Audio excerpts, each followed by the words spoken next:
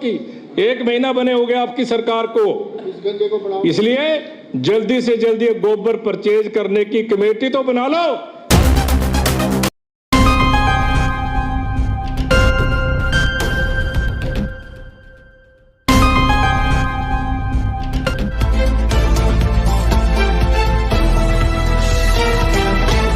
महामहिम राज्यपाल महोदय जी ने जो भाषण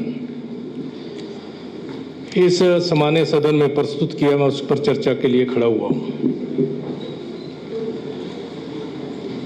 हिमाचल प्रदेश में सत्ता का परिवर्तन हुआ। मैं कांग्रेस के लोगों को बधाई देता हूं कि हिमाचल प्रदेश के लोगों ने आपको 5 साल तक प्रदेश में सत्ता चलाने का मौका दिया, परंतु आपको इस चीज के लिए भूलना नहीं चाहिए, आपने जो लोगों से वायदे किए हैं, वायदे में आपने लोगों से क्या कहा?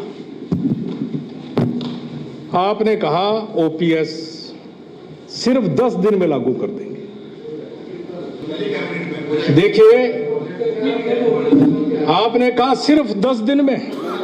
आप उसमें लिखते कि भाई पहली कैबिनेट में कर देंगे, हम आपकी बात को मानते। आपने कहा जी बस सिर्फ 10 दिन में ओपीएस जो है सिर्फ 10 दिन में हिमाचल प्रदेश के कर्मचारियों को हम देंगे। और आप जब प्रचार में जा रहे थे, आपके कार्यकर्ता कांग्रेस के क्या बोल रहे थे फील्ड में जाके?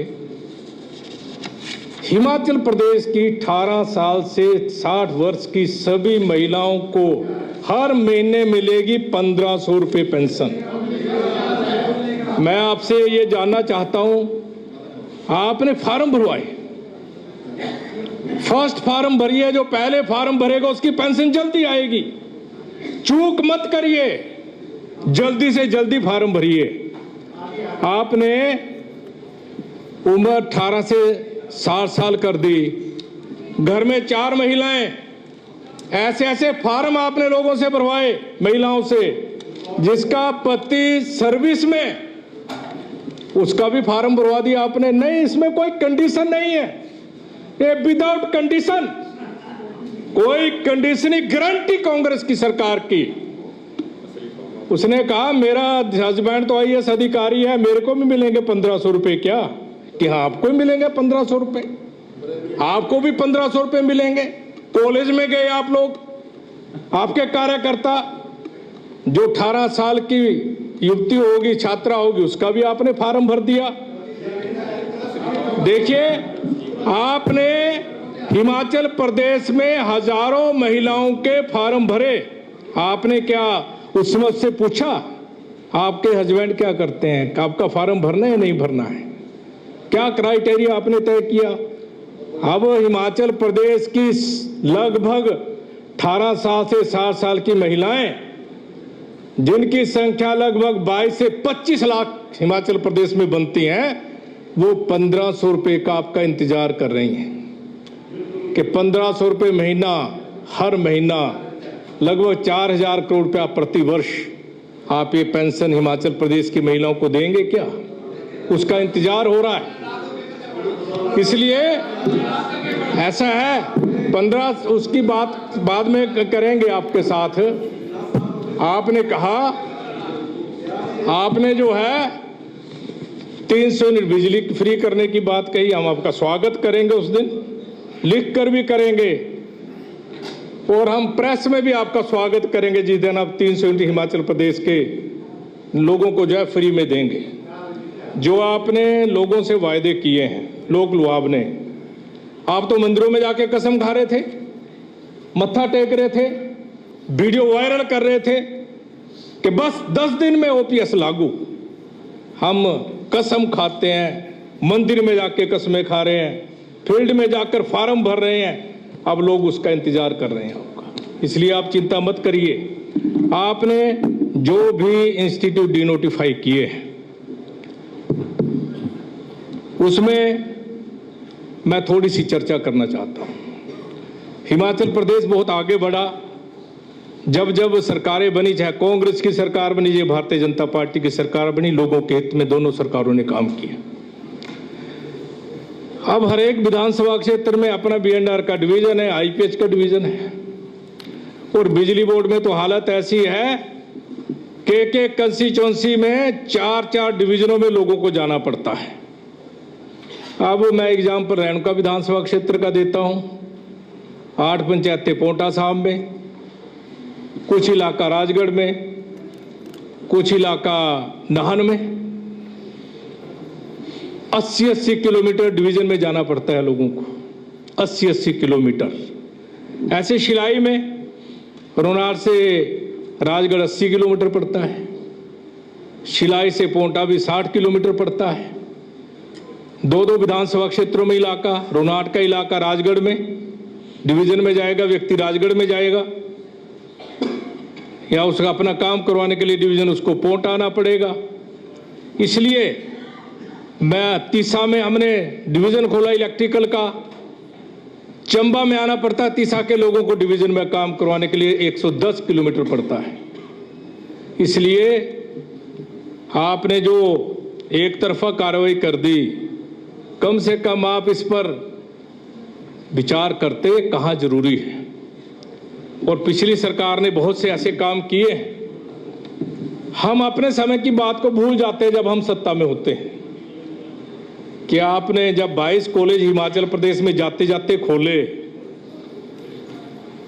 आदरणीय मुख्यमंत्री जी आज इस सदन में नहीं है, मैं आदरणीय मुख्यमंत्री मुकेश जी से जानना चाहता हूं, आप जब कैबिनेट में लाए थे कॉलेज खोलने के लिए, तो क्या पहले आपने पोस्टें क्रिएट कर दी थी, नियुक्ति कर दी थी प्रोफेसर्स की? क्या ये निरंतर प्रक्रिया है, कैबिनेट में आता है, पास होता है, फाइनेंस सेक्रेटरी वहां पर बैठा होता है, पोस्टें स्वीकृत होती हैं, उसके बाद कॉलेज खुलते हैं।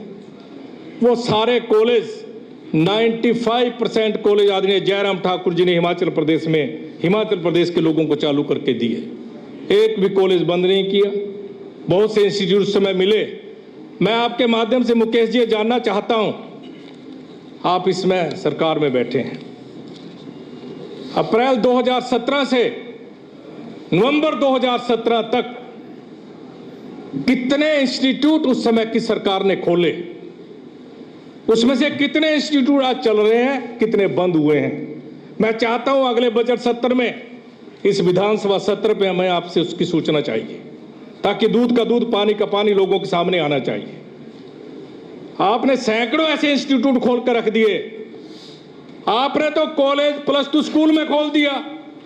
+2 स्कूल में बच्चों को बैठने की जगह नहीं, एक कमरे में आपने कॉलेज खोले। और उस समय के मुख्यमंत्री आदरणीय जयराम ठाकुर जी ने उन सबको चालू करके दिया। बहुत से ऐसे इंस्टीट्यूट आपने खोले थे। आप बदले की भावना से काम कर रहे हो। ये अदला बदली छोड़िए, जो आपने लोगों से वायदे के उन वादों को पूरा करने के लिए आप अपना जो है रोड मैप बनाइए। आपने तो एक भी इंस्टीट्यूट ऐसा नहीं छोड़ा जिसको आपने डी नोटिफाई ना किया हो।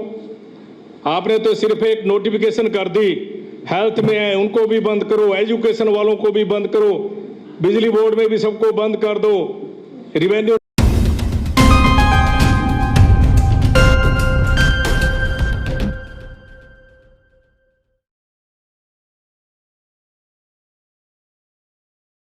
अगर आपका रवैया इसी तरह से रहा बदले की भावना से काम करने का, जिस तरह से आपने इंस्टीट्यूट बंद किए हैं, हिमाचल प्रदेश के लोग जानते हैं, जब प्रदेश में आदरणीय जयराम ठाकुर जी की सरकार बनी, आपने भी जाते जाते हर सैकड़ों की संख्या में इंस्टीट्यूट खोले थे।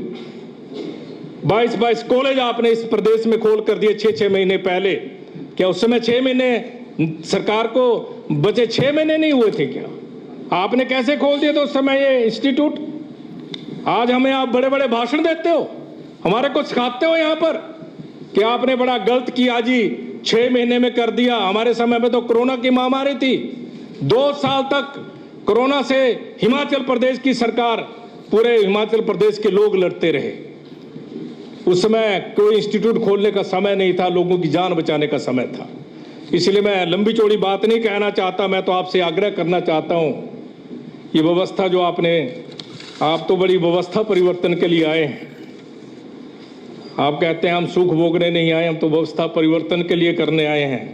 ये पता लग जाएगा अभी 6 महीने में किस काम के लिए आप आए हैं। इसलिए मैं आपसे कहना चाहता हूं, निवेदन करना चाहता हूं, वर्तमान सरकार से, आदरणीय मुकेश जी बैठे हैं, उनसे कहना चाहता हूं कि पुनर्विचार करिए आप कि जो आपने निर्णय लिया है ये प्रदेश के हित में नहीं है, प्रदेश के लोगों के हित में नहीं है।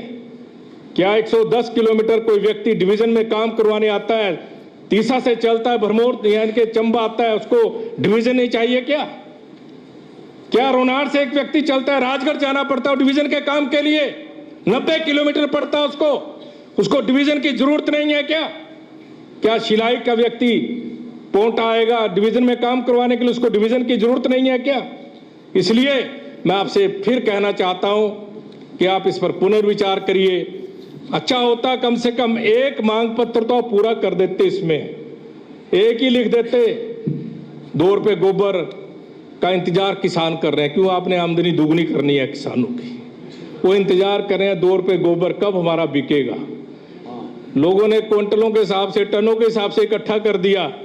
आप कम से कम एक नोटिफिकेशन तो कर दो, किस ऑफिस में भेजना है, कहां पर उसकी कलेक्शन होनी है, कहां इकट्ठा करना है, कौन उसका हेड होगा, बताइए तो सही हिमाचल प्रदेश के लोगों को आप, गोबर मंत्री कि किसके सुपुर्द ये चीज करनी है। कहना बहुत आसान है, 2 रुपए गोबर ले लेंगे, बताइए कहां बेचें? एसडीएम ऑफिस में बेचें क्या? एग्रीकल्चर के ऑफिस में बेचें? कितने दिन इंतजार करवाओगे हिमाचल प्रदेश के लोगों की? 1 महीना बने हो गया आपकी सरकार को। इसलिए जल्दी से जल्दी गोबर परचेज करने की कमेटी तो बना लो।